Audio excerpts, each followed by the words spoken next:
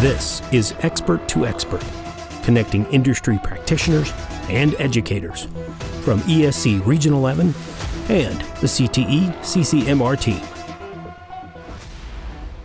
I'm Brittany Stroud, and I work at the ESC Region 11 as the Mental Health and School Counseling Counselor Coach.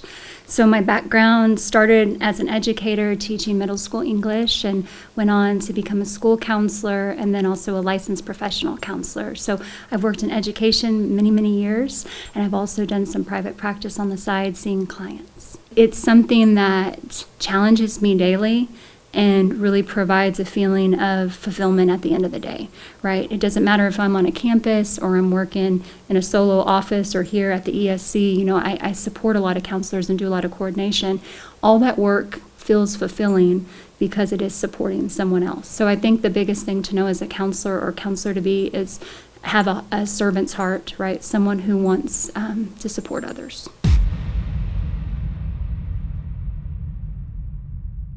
We need counselors. That's probably the biggest need I see out there is the ratio of counselors to clients, the need that's there, be that in a school, right? So Texas says that we should be at a 350-to-1 model, but often our school counselors have much larger ratios, right? They're seeing sometimes double that amount of students in a school year.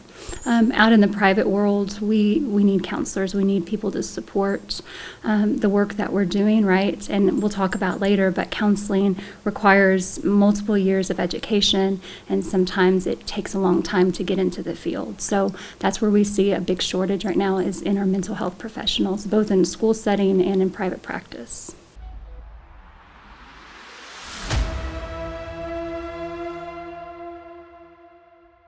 So looking at it from the school counseling lens, a school counselor needs to have at least a master's degree and an practicum and internship to practice in the state of Texas.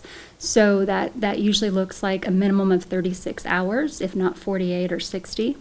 In order to be a licensed professional counselor, LCSW, LMFT, those licensures require at least a 48-hour master's program along with internship as well. So I can tell you for myself, it took me 60 hours, so about 2.5 years to earn my master's degree.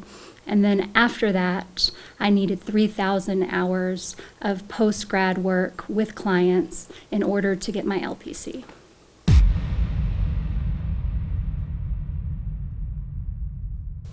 I think asking yourself, do you enjoy helping others? I think that's the biggest piece of counseling is do you enjoy being with others, holding space, listening, offering solutions, but at the same time, giving people space. I think that's the biggest thing as a counselor. So really knowing who you are is a huge part, the reflection piece, so that you can share that with your clients.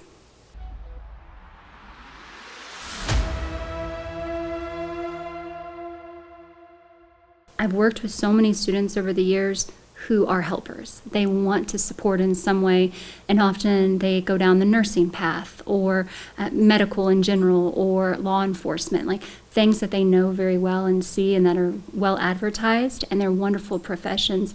And I know that there are counseling, the counseling field offers an opportunity to help in a different way. And I think a lot of times our students don't know that that is out there and what the pathway is. So I just see a need for mental health support. I just see a need overall for tier 1 supports on campuses, right? So as a school counselor, that's a big part is programming and ensuring students know what are the best skills to have in life and how to communicate with others. So how do we as counselors support the schools? And I think students need to know what their options are. And I think, again, so many want to support and help others, and knowing that this is an avenue in is important.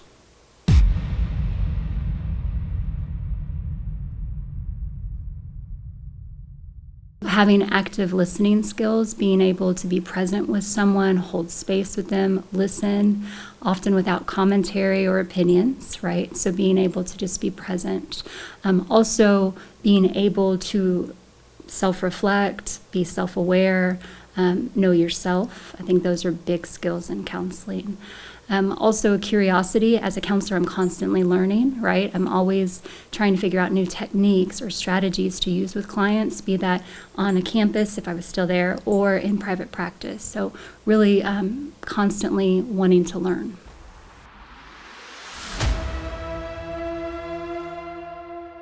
I think for school counseling, the thing that prepared me most in high school was I did the PAL program, which was peer assisted learning. So getting to be with students, work with them, I think that really gave me a fire for wanting to work with kids. So I think any opportunity to work with youth is a beautiful opportunity.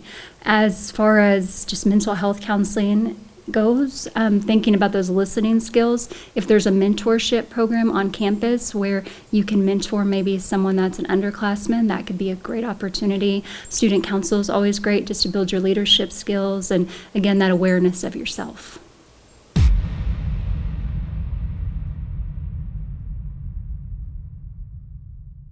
So looking at it from that school counseling lens, that's a wild day. Like that can look like anything depending upon if you're on the elementary, middle, or high school level. I can speak to high school level. So at high school, that could be checking in with students, right? That could be doing morning duty. That way I get to see them and see how they're doing. That could be schedules, transcripts, communicating with families. If there's crises, putting some of those fires out and being there as a support. Sometimes 504 meetings. Really being there as a collaborator and someone that's there to support the whole child and the system. And then for mental health counseling, when I've done that solely, that would be seeing clients back to back to back a lot of times. Sometimes I would see up to 8 to 10 clients during a day. Most of those sessions are 50 minutes in length, then do case notes and then go on to the next client. And then at the end of the night, wrap things up, be a little more detailed in case notes, and then integrate time for learning as well.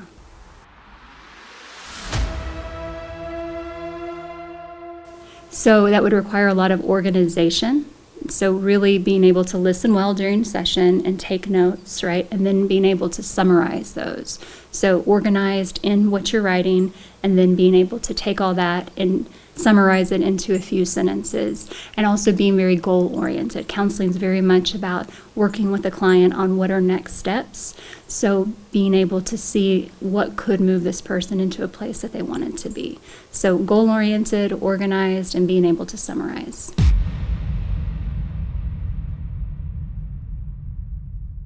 It's a wide range depending upon the location you work. So a school counselor may make very different money than someone who has their own private practice that's been established for decades, right? So I would say most counselors can expect to start at about $50,000, and I know counselors who are making upwards of $200,000 in their private practice. Again, that depends on if they accept insurance, if it's private pay, how many clients they're seeing on the daily. But it's a wide range, and a lot of time dependent upon expertise, how their funding is coming through, and also location.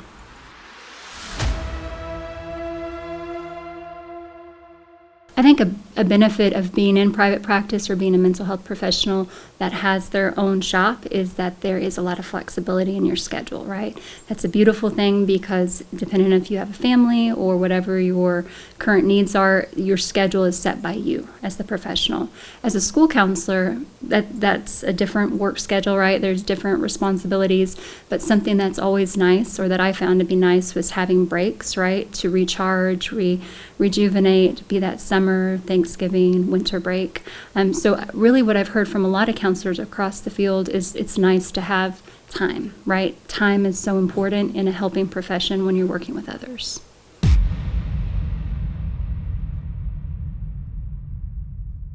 Something that's so exciting right now is there is so much research out there about how the body keeps the score, and the fact that the experiences that we've had in this lifetime often are, for lack of a better word, lodged in the body, and how do we digest them and how do we work through them.